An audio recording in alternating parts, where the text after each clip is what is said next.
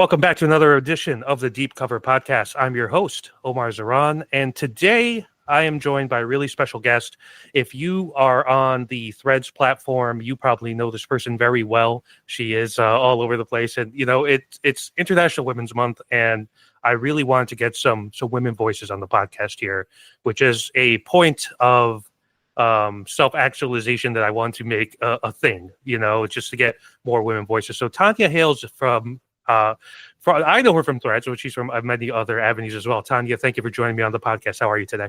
I'm good. Thank you so much for having me. Yeah, and Tanya, I've been following for a long time, and I really appreciate her viewpoint. And what I really want to dial into today is just women fandom in sports, women sports in general, and the growth of that. So to kind of start off, when we were talking, you were saying how you got into being a fan of the NFL at a very young age. So what drove your interest into sports initially? Yeah, so my NFL fandom started when I was 9, but I will say a couple of things specifically. My father was an NFL fan of the Pittsburgh Steelers, and then somehow my mom became a Dallas Cowboys fan. And if you are an NFL fan in the 70s, how that managed to work in a marriage, I'm utterly unclear, but I digress. And this is before, of course, NFL Network and all this other fun stuff. So on Sundays, it was football. And if my mom said to me, and I remember this vividly, it's like, if you want to be part of this family, you have to learn to love football. And so I had to learn to love football. I chose my team because the quarterback at the time, Randall Cunningham for the Philadelphia Eagles, had a high top fade like my little brother. And I was like, oh, look, they look the same. And that was it. And I've been a Philadelphia Eagles fan ever since. I did take a brief hiatus from the league at the height of Colin Kaepernick's protest. But it was hard for me it's a bonding thing. Like Super Bowl Sunday, that's a holiday in my family. We call each other up. It's like Christmas. It was a bonding activity with all of us. Every single member of my family, I'm one of 5, has our own football team and our own football story. So that's where it started for me. And, of course, like growing up, there was basketball always was on the house as well. So I think I was just encouraged. I didn't have a choice when I was younger, and it just stuck with me forever. So I find that so fascinating because you latch onto the Eagles. You have, on one hand, one parent who is a fan of the Cowboys, a division rival. Yes. And on the other hand, you have an in-state rival with the Steelers. Yes. So I guess, how was that received? When you were like, hey, I like Randall Cunningham, for the reasons you stated. So bleed green and all that. How did that kind of go over with the parental units? So I think, well, first of all, like when you're 9, like they're not really going to say a lot to you. Yeah. As I became an adult, it was always fun. So my eldest sister, she is a Giants fan. My older brother, he more followed players than he didn't have a team associated. I'm an Eagles fan. My eldest nephew is also an Eagles fan. So between my mom, my sister, myself, and my nephew, the NFC rivalry in my family is hilarious. So every other week, 2 members of the family were battling each other. And listen, my mom, she could trash talk with the best of them. So if Dallas won, she'd be the first to call you. But if you won over the Dallas, she's just like, oh, I'm busy. I can't talk right now. So it was always a beautiful thing, that I have really fond memories of. The battles of the NFL within my family. So you mentioned you took a little brief hiatus during the Colin Kaepernick and the anthem and the kneeling and all that stuff. I too took a little bit of a hiatus back then. In addition to the concussion stuff, all the CTE stuff that was out there. I guess what kind of brought you back in? Was it like a community thing, or was it like, you saw something happen with the Eagles that kind of reinvigorated that sort of thing? I guess what drew you back in? I think it was really just missing. I felt like something was missing on my Sundays. Not watching, right? There was nothing else to fill it. Even though hockey and basketball start in October, like September to January, Sundays is football, and it always was. I'll never forget. And when we talk about women fandom, right? So growing up, back in the day, of course, like We have NFL women, there's NFL like merch for women, etc. But growing up, none of these things existed. And I'll never forget some boy called me, and it was just like, don't call me 7:30 on a Sunday. I'm watching primetime. And he kind of scoffed at me and was just like, oh, like I made it up. And I'm like, how do I know the theme song of ESPN primetime? Like, Chris Berman is a household staple in my house. Call me Sunday at 7:30 and see if I answer the phone ever again. Right. And it was those kinds of things. And I've always been a part, ironically enough, of sporting communities. Early 2000s, when ESPN.com kind of created like online commenting, and you could create a profile and talk with other fans in other parts of the world. I was one of the very few. It's kind of like how I am on Threads. I was one of very few girls who was on there and talking sports. And again, men are, that's always going to be the case. Any sport where a woman is a fan of, she has to prove her fandom. Oh, well, if you're a fan of the NFL, the name, whatever, right? Years ago, and I actually found these in my Facebook memories, I was doing NFL workshops for women. So I had a lot of women friends who were like, I want to know the game. I have a boyfriend who watches, and, I can't ask him questions because he gets annoyed. So I would find a restaurant, have a PowerPoint presentation, like offense, defense, special teams, like very basic.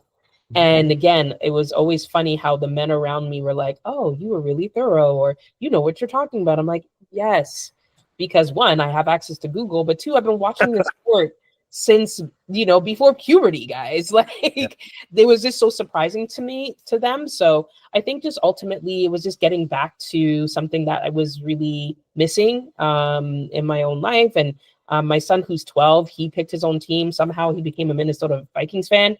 I don't know where it went terribly awry, but at least it's an NFC team. Yeah. And so now that's a bonding thing with him. And he gets, when they lose, like you gotta take your lumps and learn how to be trash talk within the family. It's, obviously very kind because he's 12, but of course, I think it was just really getting back to some sports is very communal, right? It's like food. You can suspend your political stripes, and you can suspend your racism and the sexism, hopefully, for a few hours, and root for one common thing, right? Whatever team that is. That's the beauty of sports. Sports to me is it's writing a story in real time, and no one knows what the ending is. And the teams are the authors. And I think that's such an amazing thing for someone who I love storytelling. And that's what sports is. Yeah, I agree with that so much, and I read a bunch of sports books all the time, and, just the things that happen and the circumstances and coincidences, it's just, it's theater of the highest kind of magnitude. You touched a bit there on the way for some men act when it comes to women being interested in sports. And this is a big topic I really wanted to discuss, because you talked about how, like, oh, you're a fan of the Philadelphia Eagles. Name every player, it's like ever. And it's ever. Like, it's almost like you have to, prove your worth or something. And which is crazy to me. Right. And just kind of thinking of just like from the dating perspective, even, where a lot of guys over the years will be like, hey, I wish that when I'm watching a game, my partner that I'm with is also able to enjoy this thing. But yet when we're presented with that, it kind of turns into this whole thing. It's like, well, prove your worth. You're not a real whatever. Yeah. So I guess with that sort of insecurity, I guess, what do you think that is rooted from? And outside of the mentions you've already had, have you experienced this on a personal level? Yeah, I mean, 1000% yes on the personal level. I don't think it's ever going to go away. And as long as you're a woman, and you're talking about a male sport, especially something as male as football, American football, I should say, that it's never going to go away, right? Because I think ultimately, when you're of a certain age, there was just spaces that were predominantly male, right? The golf course, the country club, like there was just things that were for men, right? We still talk about man caves and them needing a man cave to escape from the woman. And so, and then of course, then the flip side is like women's spaces, like the feminine, the kitchens, and whatever it is. And so when there's a blurring of the lines, there's a lot of pushback there. It's just like, well, you're encroaching on my space. I don't encroach on your space. I'm like, first of all, every person should be able to cook because you need to feed yourself. I don't. And let's also talk about, as a side note, when it's cooking for family and loved ones, it's a feminine trait. But every head chef that is celebrated, especially in North America, is male. So when it becomes something that you can monetize and get clout from, then it's fine. But otherwise, it's a feminine trait, and that's some bullshit, if I can swear. So I think just ultimately, that's what the pushback is. It's just like, I want something that's just for me and just for my ogre friends, so that we can be ogres and scratch our balls, and I don't have to, play to the sensibilities of women who can't deal with the hard hits and can't deal with blood, and like it's just based off of this old ogre way of thinking, and it's hard, right, to let go of something that you've thought and believed your whole entire life. And I used to watch football with my dad, and like he passed down this love of this team to me. Like they, a lot of fathers weren't including their daughters in the watching of the football, right? Whereas like it was my mom who was the reason why I'm an NFL fan. So, I think for me, just ultimately, it's just one of those things that are perpetuating like racism. Like it's never going to go away, despite the fact that, I was at an event with the former managing director of NFL Canada last month. I don't know, let's say last month. Time, whatever. Time is, it could have been last week, to be wholly honest. But just in terms of like how lucrative it is to foster Canadian NFL fandom, because you think about Canada and US border, and we've been talking about it a lot lately, but Buffalo, Minnesota, Detroit, Green Bay, Seattle, there's a lot of NFL teams that are within driving distance of a whole country. So there's a lot of people in the province of Ontario, they're Bills fans. And I think someone just told me recently, like 20% of season ticket holders for the Buffalo Bills are from Canada. That's a big number. So I think all of this is just like, it's passed down, and there's pushback, but the NFL is not going to ignore women fans. We buy merch, we go to games, we build communities. So we're a lucrative fan base for them to acknowledge and consider. And, of course, the more that there's progress in something, there's always going to be pushback in some way. That's the crazy thing to me, because it's well documented that the largest growing demo for the NFL are women. Yes. The numbers have been out, the league puts it out. So when they're releasing merch for this, they're trying to diversify their brand, because they're a business trying to make money. No business wants to be pigeonholed, right? Yeah. And it's almost like this weird nostalgia of, this is our space where we could say whatever we want, which is to me code for being sexist and racist. Correct. Yeah. And like to your point where you're just like about parents not including their daughters. So I think about myself as an example where my partner, she has kids from a previous relationship, and so two of her kids they're younger, 9 and 5, and so I watch NBA League Pass almost nightly, and the insanity to me, if I'm like watching the Knicks and the daughter comes up to me and says, "Oh, explain this to me," or "Can I watch this with you?" which has happened, then I'd be like, "Oh, no, I don't know." It's just like, it's insane to me, right? Yeah. It's like you want a safe space from what? If there's a common interest, then you should be able to watch the thing you both like. And that's what's so crazy to me. And there's like and then you get into like stereotypes, right? Which is just like, oh, they're only watching because they're wearing tight pants, and the sexualization aspect of it, and which is so funny, because like if you watch the NFL, their faces are covered by their helmets. Like it Yeah. is, if you know a player and you're just like, oh, that player is so hot, is because you watch all the other stuff. And again, think about people who have been fans for a long time before socials, where we weren't seeing them everywhere, right? They weren't getting the brand deals and being in our faces and on reels and on TikToks and all that stuff. So like for someone to know a player by an NFL player by face meant that you were a real fan. And that should have been enough. And to your point where you talk about how men always claim like, oh, I wish I didn't have to have a man cave to escape my partner if she's a woman. And I wish she was into sports and I wish I could watch this with her and I wish that, whatever. But I'm just like, first of all, why are you in a relationship where you have to hide a major hobby that you have? Like that you're starting from a place of lack. But second of all, if you're the type of person who makes a woman prove her fandom, or you don't want to talk to her and you don't want to teach her and you don't have the patience, and I get it. Not everyone, like, listen, don't text me during the playoffs. Like, I was like, I don't care if we're up by 40. It's still a stressful time, 100%. right? And so I understand not wanting to have to teach, but I'm just like, you can do that in September where the stakes are low because the season just started, right? I get like not wanting to answer all these questions, but look at the backlash about Taylor and what she brought to the sport. I'm just like, first of all, she's just a girl who happens to be dating a boy who happens to play on a very successful football team, right? And so now what I did see was this growing of fathers being like, wait, their daughters are Swifties. Their daughters are now interested in this sport because of Taylor. And now you have a bonding opportunity with your daughter. This is a good thing.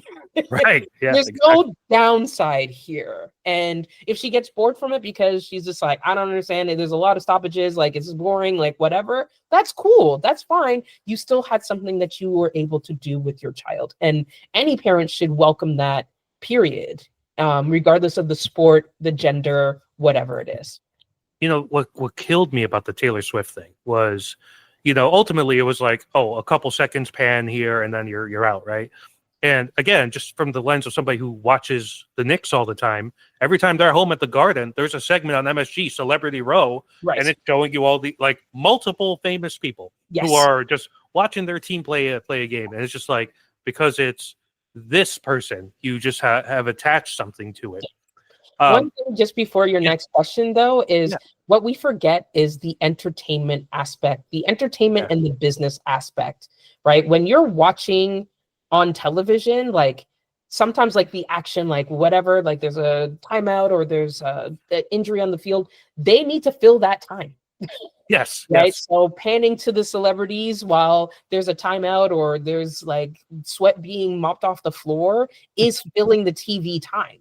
Right. Because in arena, that's when they're doing the t-shirt toss and all this like game operations. That's a whole other podcast episode. But like there is an entertainment component to sports, and especially American level league sports, NHL, NBA, NFL, right? MLB. So it's really like we forget that part. And then also it is a business who the more eyeballs they have watching, whether it's on TV or in person, and they get more money, like broadcast is what makes leagues, right? The broadcast deals. Everyone's like, LeBron, I pay your salary by buying this courtside tickets. No, you do not. Broadcast does.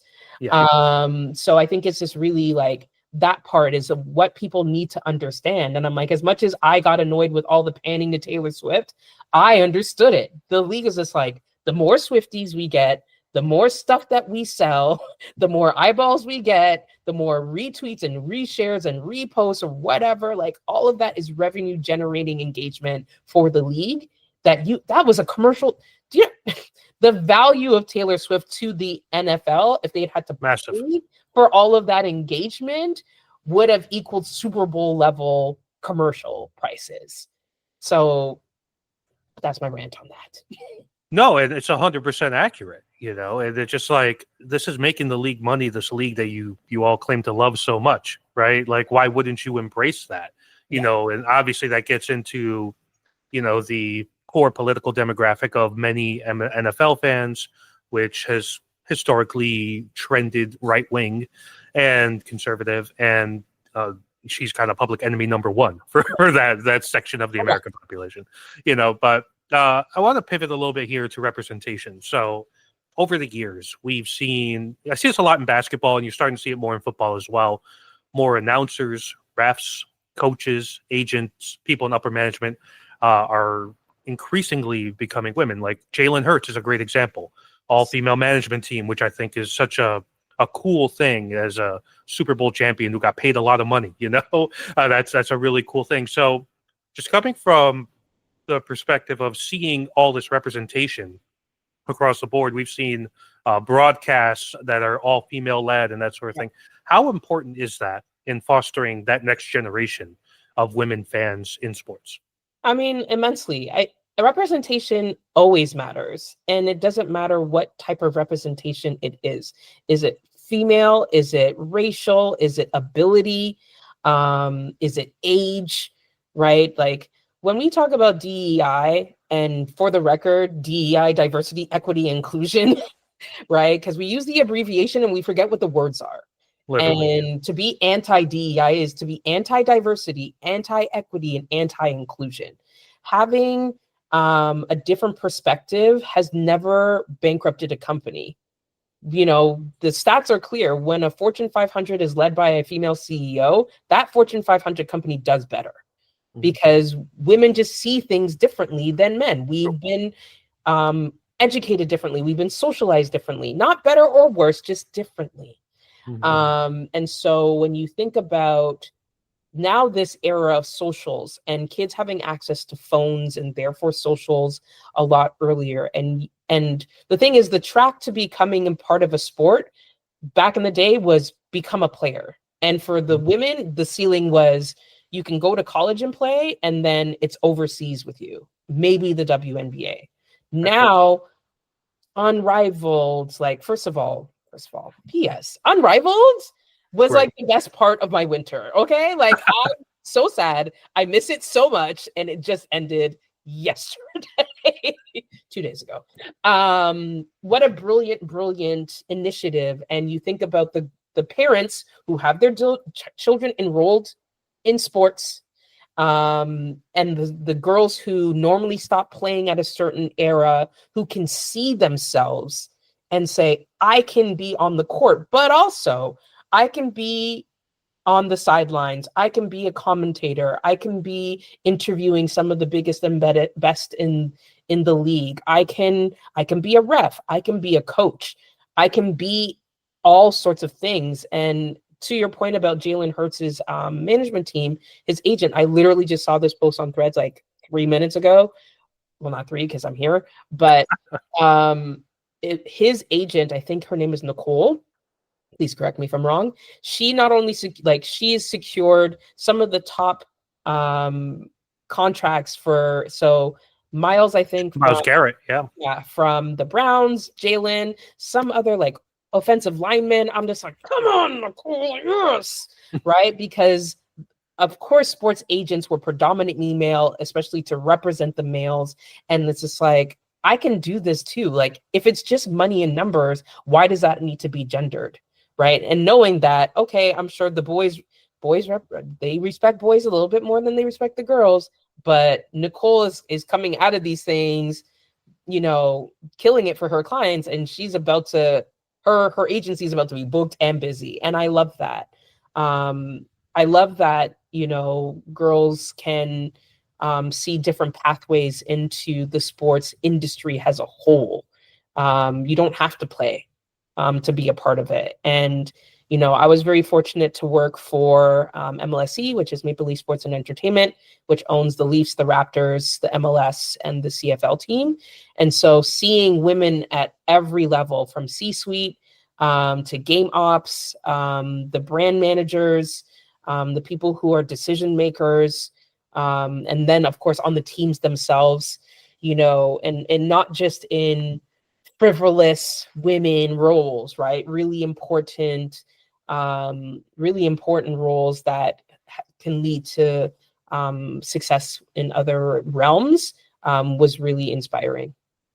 Yeah, and that last point is so crucial to me because for the longest time it was because, well, we'll just get an attractive woman on the sidelines, right? It was like the sideline reporter thing. Yeah.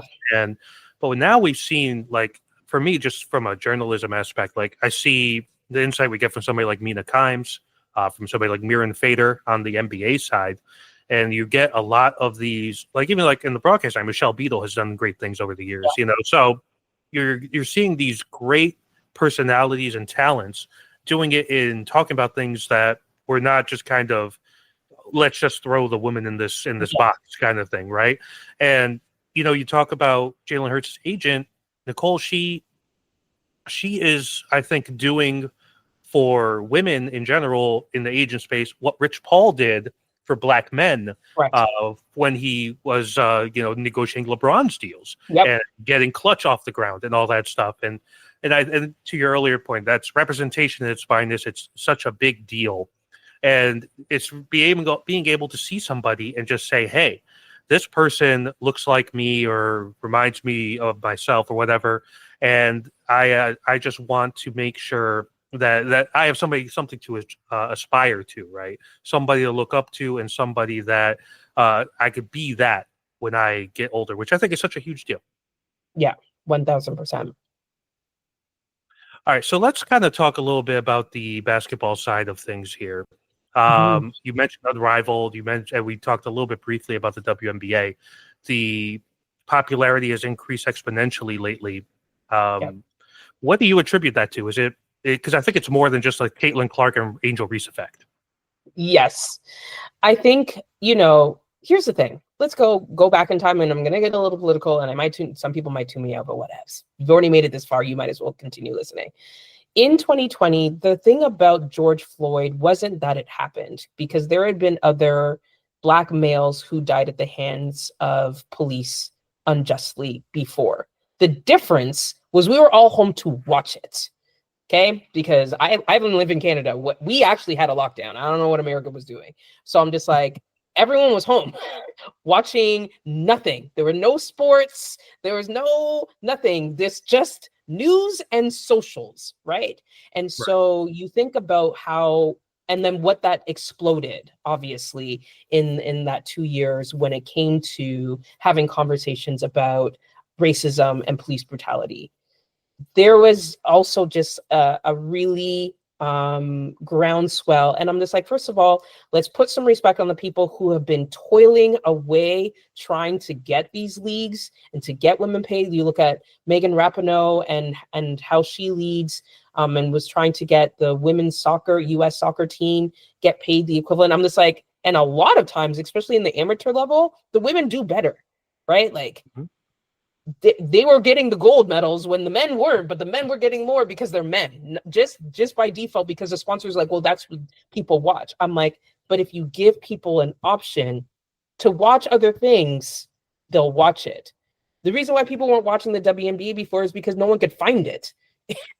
Where was it on? Like, there was no league pass for WNBA, like, and there was no incentive. And so for me, I was laughing about this the other day. I'm like, I know early investors into Unrivaled and into the WNBA are laughing because they're just like, it cost them pennies probably to get in, versus now, if you want to be an Unrivaled sponsor or you want a WNBA expansion cost is $50 million to start, right? So I think just in terms of, if you just listen to the people and this is what DEI is, this is what diversity, equity, inclusion is. It is listening to people who have different perspectives than you. If you had just listened to women who said, our game is good, people would watch it. People would go if they knew, where it was, and it wasn't just in some high school gym somewhere. If you give people an option, with all the other options, North America is so rich.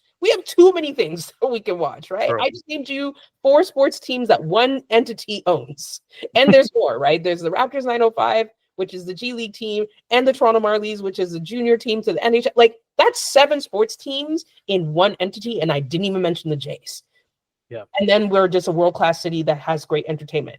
If people choose to buy a ticket to go to a game, where they choose a league pass, they want to sit down and watch a basketball game, and they're making that choice because now it's available to them. You should have, you are not too late, but like, there's people who've been in this space who have been screaming from the rooftops, just invest. And finally you're seeing, yes, it took this huge rivalry, the collegiate level.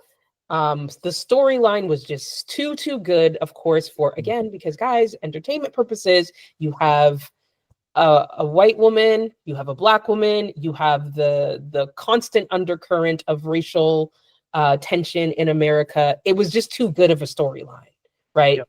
It's you make the black woman the villain, you elevate the white woman, who, again, not to discount her, she was doing goatiest things in the NCAA. Like, truly, it's not to detract, but I'm just like, to say that she is the only reason, that's like saying the Kansas City Chiefs are only successful because of Taylor Swift, right? Like, no, people were watching Kansas City Chiefs games because they won like 3 out of 5, past Super Bowls.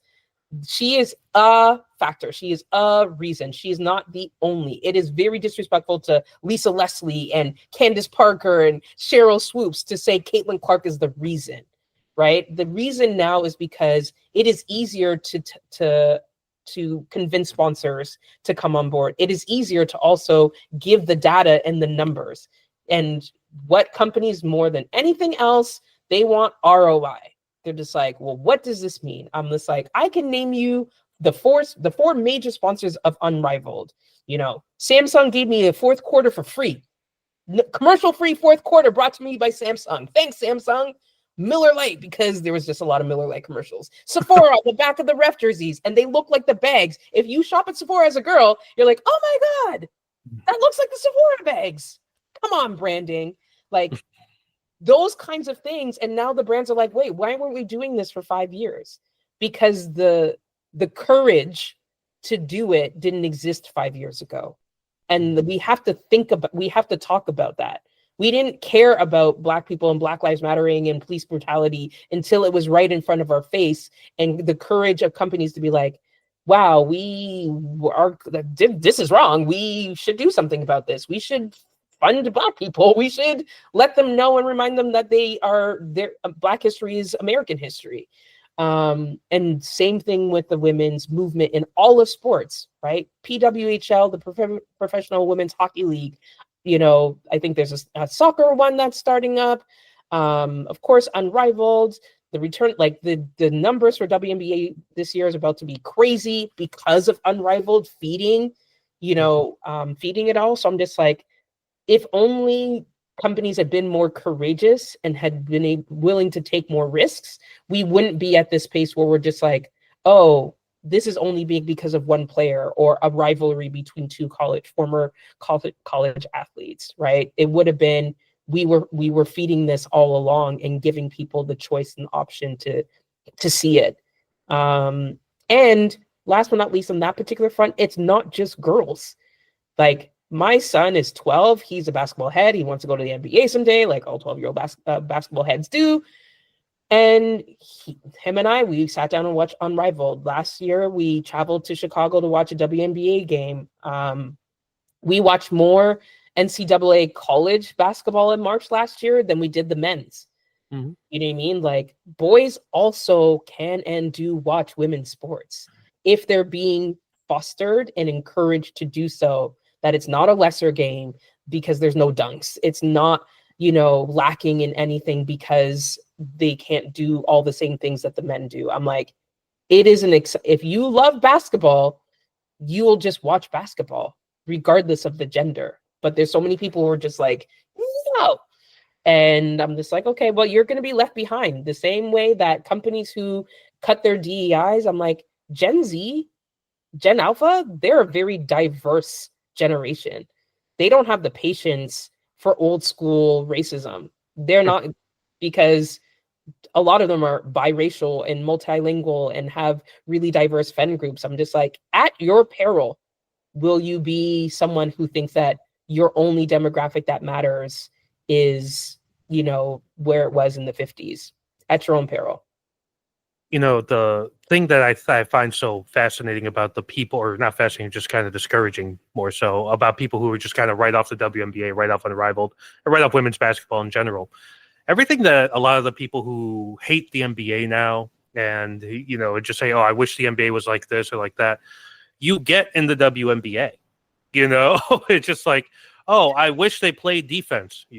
Defense is very aggressively played in women's Correct. basketball as a whole, and then they say, "Oh, I hate that everybody just is just a love fest or whatever." There are legit there's drama and beef and rivalries all over women's basketball, and a lot of that I think is fostered at the college level because they play the full 4 years, right, as opposed to the one and done situation in the NBA, which I'm kind of a proponent of. Until the WNBA salaries really balloon to make it a good financial decision for it to be one and done. Yep. I kind of like where it's at for that aspect, just from a rivalry building perspective. And yeah, so the Caitlin Clark, Angel Reese thing felt very Bird and Magic to me, and it's just like there was a lot of parallels there, and it's not a 1-for-1 comparison, but it's there, and all that is in a product that so many people just chose to ignore because there's a preconceived notion about no dunking or some notion that the athleticism is inferior or whatever the case. Like, when you watch some of these talents in the WNBA and Unrivaled and in college, like the reason the college tournament was more exciting is because it had star power. Mm-hmm. Like the tournament's about to start tomorrow for the men. And it's just like, I don't know most of these guys, like two of the top draft prospects aren't even going to be in the tournament because they play for Rutgers, and they make the tournament, and it's just like, what am I really watching for, and it's just kind of, whereas in the WNBA tournament, I'm there to watch Paige Beckers, I'm there to watch Juju Watkins, whoever, and last year is the same thing. You have all this star power, and I guess, like, do you think that the way that obviously NIL has helped the women's game, right? Yeah. It's helped all this, but do you think that there's another level here that we can look forward to in the near future? And if so, what is that level?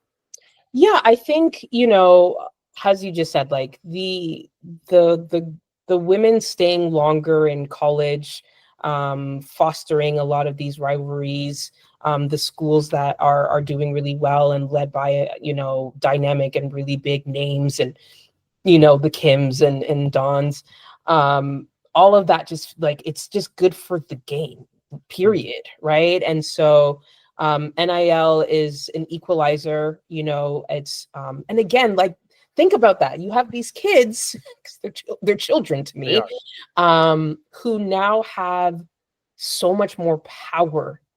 They're like, NIL, name, image, like, I really sometimes I think we need to expand some abbreviations so that people have a clear understanding what it means. What we're talking about. They now own their own name, image, and likeness. Okay, I remember when they couldn't put names in Madden games and in video games because they didn't own their own names. Like, and so now you've got a 18, 19, 20-year-old making money on the surface, right? Not trying to hide and pretend making money and being penalized for being a poor college student, regardless of a scholarship. They control their own destiny. They can say, you know what? I'm going to make more money in college than I am jumping to the league.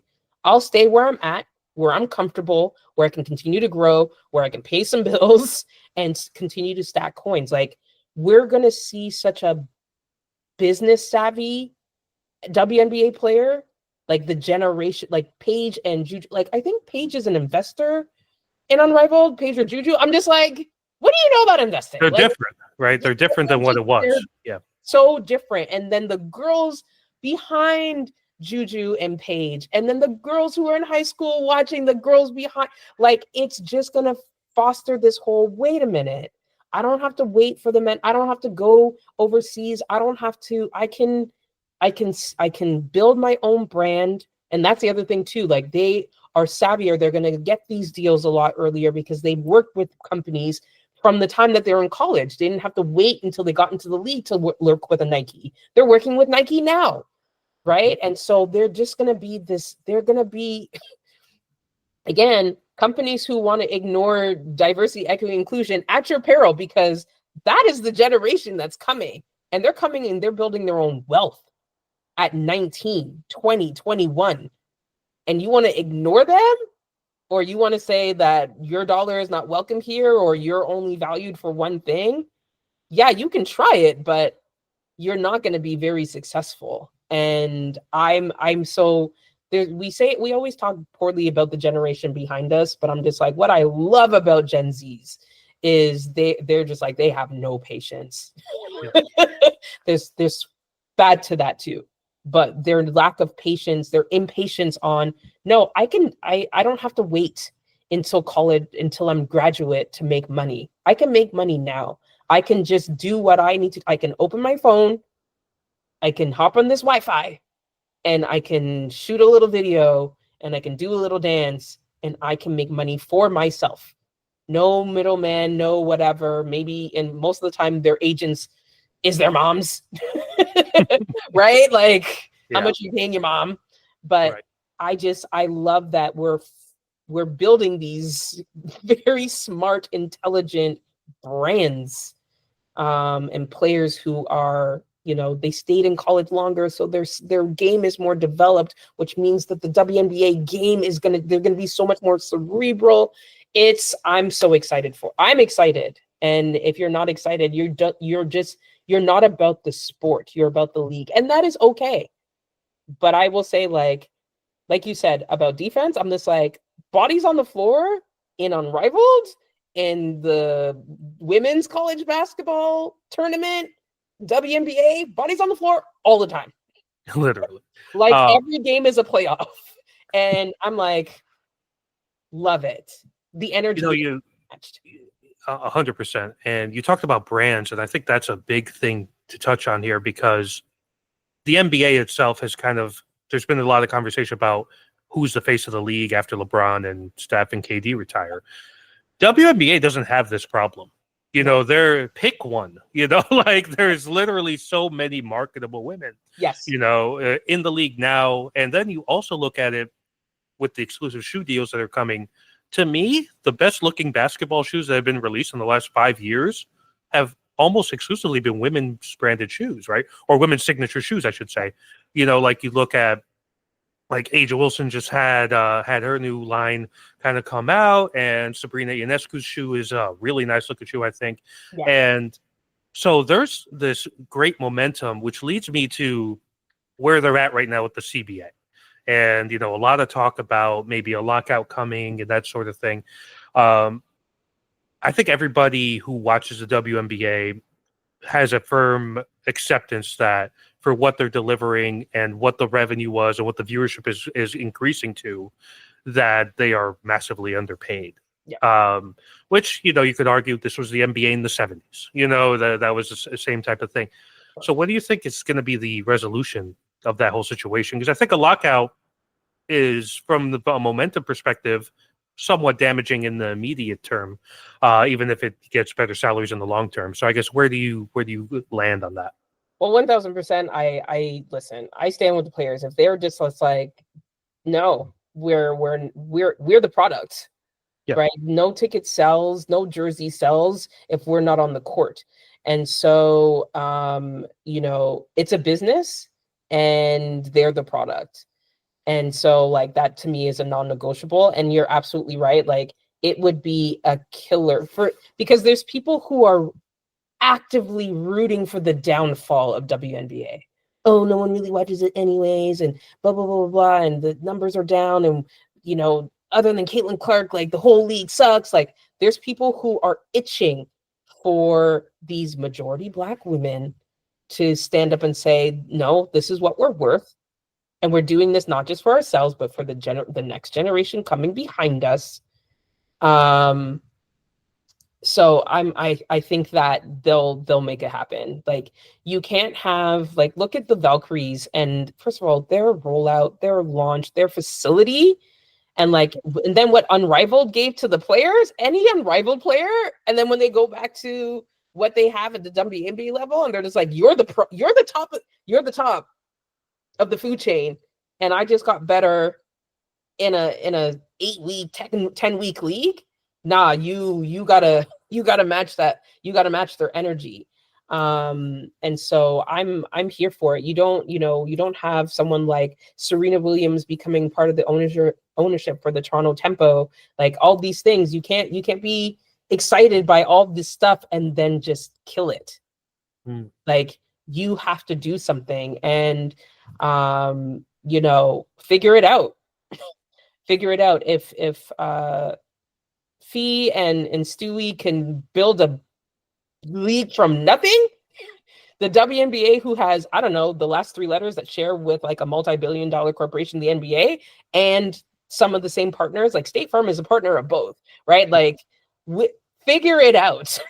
Like, there's no competition, because you can't have Unrivaled feed me into the NCAA tournament, and which will feed me into the league.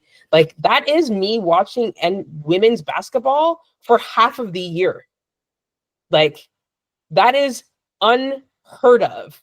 And you being the momentum killer would be a terrible branding, marketing, and I won't say like they would never recover, because like they would, but it's not gonna. I think there's gonna be a certain segment of people who always trash the WNBA because that's just how they roll. But at the end of the day, it would the backlash would be on the league, not the players. And I think that's where the difference is. It's, these players are just spoiled, and they're making more than. Who are they making more than? They're supposed to be the top of the food chain. Yeah. We're not saying pay. I mean, maybe you should pay Chelsea Gray the same as Steph Curry. We're not saying that, though. We're saying commensurate to where they are. They're the professionals. A college NIL athlete should not make more than a professional athlete. Like, that should go without saying. So I'm really intrigued. I really think that they'll figure it out. I know Kathy's stressed. Yeah. But the people who do the math and be like, just get one more sponsor. I don't know. Like, it's not hard.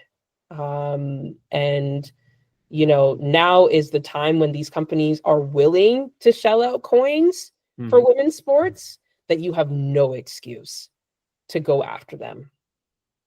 Period. So I guess, like, to close out here, we talked a lot about the basketball leagues, but those aren't the only sports that are expanding in terms of professional leagues and all that. Obviously, you have the NWSL, and you have the PWHL that you mentioned. Also have like baseball leagues and that sort of thing.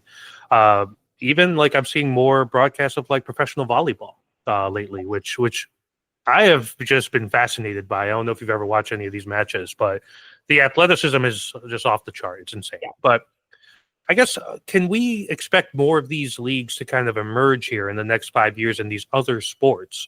And I guess, do you see that being, if it does happen, is that a good thing? Or is it maybe too much saturation? I guess, what's your takeaway on that? I think my challenge is like, do we need multiple of everything, right? Like, I don't think we need more than one, unless it's like when we say national, we mean nation. One nation, with maybe a potential for like crossing the border every so often, like the NBA, right? But ultimately, I think like, just as long as we're not like, oh well, I'm gonna do another one over here, and I'm gonna do another one over here. Like, let's not do that. Let's consolidate our efforts, consolidate our sponsors, consolidate the coaching and the marketing and all. Like, let's pool our efforts. Let's not dilute it, because now it's lucrative to do so, right? And that's what always happens. Look at AI. It was like, first it was 1, and now there's like 900, and it's just like, okay, but now I don't know what one is best. I'm just going to use the one that's in my phone, or I'm going to use the one that has the most brand recognition, because that's a big thing, right? Like, if another PWHL pops up, I'm just like, I'm not going to acknowledge it. I'm just like, I know PWHL, and it's 6 teams, and go forth and prosper. Why do we need another one? Just join that one over there. Unless you're going to do something so different. Unrivaled, obviously, being 3-on-3 is different from the WNBA. Yes. Right. So I think like that is super important. And I just think about like Olympics and how it feeds into some of these things as well. Like, the athletes in between an Olympic, like some every 4 years, what are you supposed to do in the meantime? And having the ability to hone your skills and make some money, and you're not like driving Uber has a gold medalist like in volleyball, right? Like, or having to sell your body, because that was basically it. Like, if you're a female athlete, it's just like sell your body or be a vet assistant. Like it was just unreal. And so now that there's more options, I'm excited for that, but I don't want us to like overexpand. And I'm going to give a really random example, but just go with me because Okay. I want a tangent. So Canadians back in the day love crossing the border to go shopping in America because you guys have a bigger population, you have more variety, more sizes, and more fun snacks. And there was a lot of cross-border shoppers going to Target because we don't have Target. So Target decided to expand into Canada, and they took over. They were like, oh, there's a big box store that closed. They were already red. All we got to do is just like insert ourselves into these stores, and huzzah, we're in Target and we're in Canada. The problem is a couple of things. One, when they launched, bad press. The shelves were empty. They weren't ready for their launch. Two, the prices were higher than it was in the US. And even though people were silly, I'm just like, guys, it was never going to be the same prices. Like tariffs and taxes is a thing. They never recovered from that. And it's literally a case study in overexpansion and overextension and all these other things. And it was like a multi-billion-dollar loss. Like they opened I think like 50 stores across Canada at once. I'm like, or you could have done like 4 in Toronto, 1 in Vancouver, 1 in Montreal, hit the major cities, see how it goes, and then expand.